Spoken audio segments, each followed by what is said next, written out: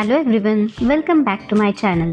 व्हिडिओच्या थंबनेलवरून तुम्हाला कळालं असेलच की आजचा विषय हा आपल्या सर्वजणींचा आवडता आणि खूप जवळचा विषय आहे, तो म्हणजे ज्वेलरी ऑर्गनायझेशन. तर आजच्या व्हिडिओमधून मी तुमच्यासोबत माझी ज्वेलरी कशी ऑर्गनाईज करते हेच शेअर करत आहे. सध्या आता सगळीचकडे लग्नाचा सीझन चालू आहे, त्यामुळे आपल्या कपाटातल्या छान छान साड्या, छान छान दागिने सगळ्यांचीच बाहेर येतात. तर एखाद्या लग्नासाठी सपोज रेडी व्हायचं असेल तर एक तर वेळ खूप कमी मिळतो आणि त्यामध्ये बांगडीच मॅचिंग सापडत नाही किंवा इयरिंग्स मॅचिंग सापडत नाही, असा काहीसा गोंधळ उडतो.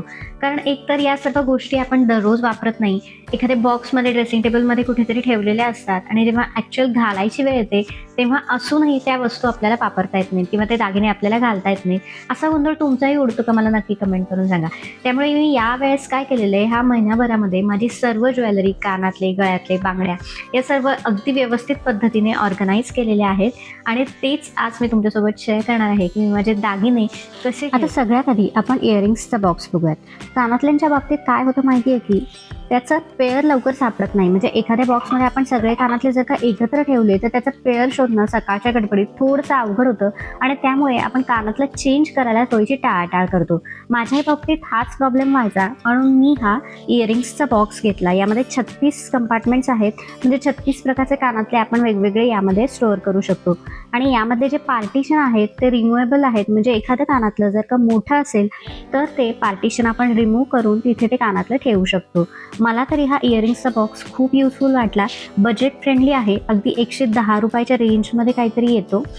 आणि या बॉक्समधले पार्टिशन्स आपण सेपरेटही करू शकतो, हवे तसे मोठे लहान बनवू शकतो. त्यामुळे तुम्ही गळ्यातलं प्लस कानातलं असं दोन्ही मिळून स्टोअर करण्यासाठी सुद्धा हा बॉक्स घेऊ शकता. तुमच्याकडे देखील खूप सारे कानातले असतील, दररोज कानातलं चेंज करायला तुम्हाला आवडत असेल तर हा बॉक्स खरंच मस्ट हॅव आहे.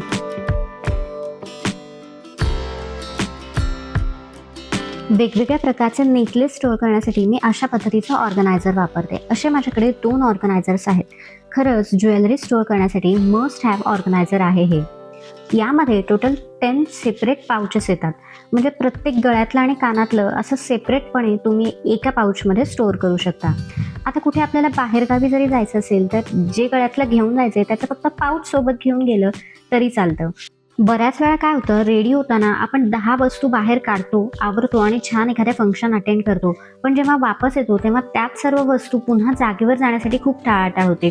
अशा वेळी हे फक्त पाऊच बाहेर काढणं, आवरणं, ते दागिने घालणं आणि पुन्हा आल्यानंतर त्या पाऊचमध्ये फक्त दागिने ठेवून ते पाऊच या मोठ्या ऑर्गनायझरमध्ये ठेवणं खरंच खूप सोयीचं. ऑर्गनायझरला हे असलेले ट्रान्सपरंट पाऊचमुळे यामध्ये असलेला सेट लगेचच कळतो, जो हवा तो पटकन घेता येतो.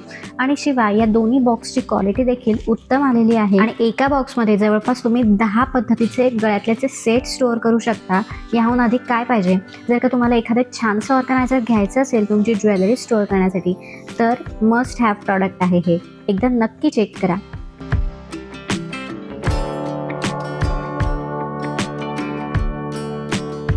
गळ्यातले आणि कानातले झाल्यानंतर आता राहिला त्या बांगड्या स्टोअर करण्यासाठी मी अशा पद्धतीचा प्लास्टिकचा बँगल बॉक्स यूज करते.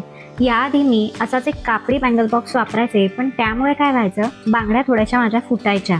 त्यामुळे असा मी प्लास्टिकचा बँगल बॉक्स घेतला आणि यामध्ये सुद्धा छान स्टोरेज स्पेस आहे. त्यामुळे भरपूर प्रकारच्या बांगड्या तुम्ही स्टोअर करू शकता. यापेक्षा देखील मोठा आणि यापेक्षा लहान बॉक्स देखील अवेलेबल आहे आणि यामधून बांगड्या काढणं आणि ठेवणं सुद्धा खूप इझी होऊन जातं.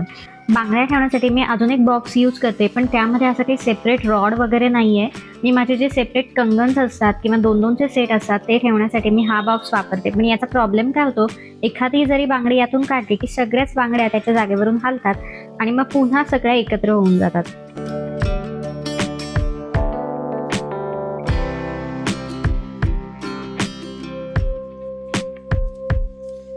आता बांगड्या, गळ्यातले, कानातले या व्यतिरिक्त सुद्धा काही छोट्या मोठ्या गोष्टी आपल्या ड्रेसिंग टेबलमध्ये असतात ज्या खूप गरजेच्या असतात. ऐनवेळेस सापडल्या नाही की खूप प्रॉब्लेम होतो.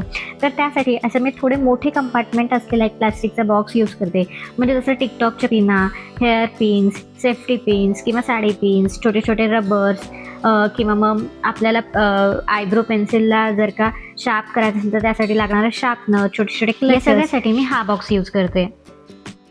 तर फ्रेंड्स, आज मी तुमच्यासोबत माझी ज्वेलरी, माझे कानातले गळ्यातले कसे ऑर्गनाईज करते, माझ्याकडे काय काय आहे ज्वेलरीमध्ये हे तुमच्यासोबत छोट्याशा व्हिडिओमधून शेअर केलं. आय होप तुम्हाला माझा आजचा व्हिडिओ आवडला असेल आणि तुमची ज्वेलरी तुम्हाला ऑर्गनाईज करण्यासाठी युजफुल ठरला असेल. आजच्या व्हिडिओमध्ये मी हे जे काही ऑर्गनायझर्स यूज केलेले आहेत ते अजिबात महाग नाही आहेत. अगदी 100 ते 250च्या रेंजमधले हे सर्व प्रॉडक्ट्स आहेत. बँगल बॉक्स आणि इयरिंग्सचा बॉक्स तर अगदी 100-150 रुपयालाच येतो. आणि इतक्या छोट्या अमाऊंटमध्ये आपण जर का आपली ज्वेलरी छान पद्धतीने ऑर्गनाईज करू शकत असेल तर एवढे पैसे मला नाही वाटत या गोष्टींसाठी खर्च करायला आपण मागे थांबलं पाहिजे. तुम्हाला जर का गरजेचे असतील, तुमच्याकडे नसतील असे काही ऑर्गनायझर्स तर नक्की परचेस करा.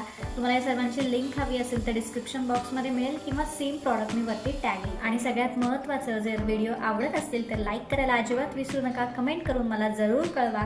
आणि चॅनलला अजून सबस्क्राईब केलेलं नसेल, मला पहिल्यांदाच बघत असाल तर चॅनलला जरूर सबस्क्राईब करा. आणि आता एक नवीन ऑप्शन येतो आहे हाईकचा. तर व्हिडिओ युजफुल वाटत असतील तर माझ्या व्हिडिओजला नक्की हाईक करत जा. त्यामुळे माझे व्हिडिओज जास्त लोकांपर्यंत पोहोचायला मदत होते. चला मग पुन्हा भेटूया पुढच्या रविवारी. तोपर्यंत बाय.